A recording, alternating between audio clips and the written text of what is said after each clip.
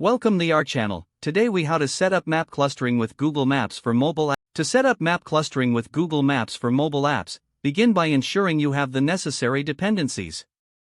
Install the Google Maps SDK for your mobile platform, whether it's Android or iOS.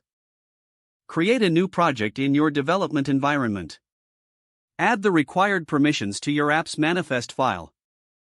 Set up the Google Maps API key in your project. Initialize the Google Maps instance in your main activity or view controller. Create a layout file for your map view. In your code, create a Google Map object and set its properties. Import the necessary libraries for clustering. Define a data model for the markers that will be displayed on the map.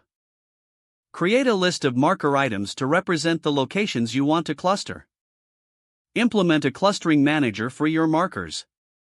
Set the clustering options, such as the cluster radius and zoom levels. Add your list of markers to the clustering manager. Call the clustering manager's cluster method to group the markers. Implement an onMapReady callback to get the Google Map reference. In this callback, set up the clustering manager with the Google Map instance.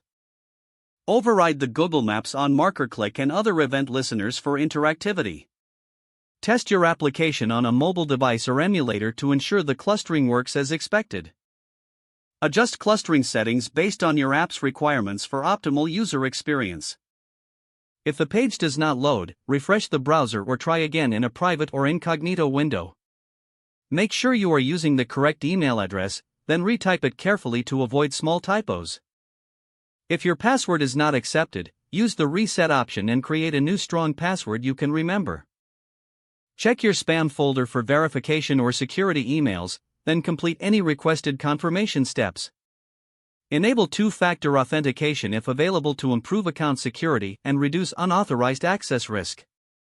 After signing in, review your profile details so your contact information and settings are accurate and current.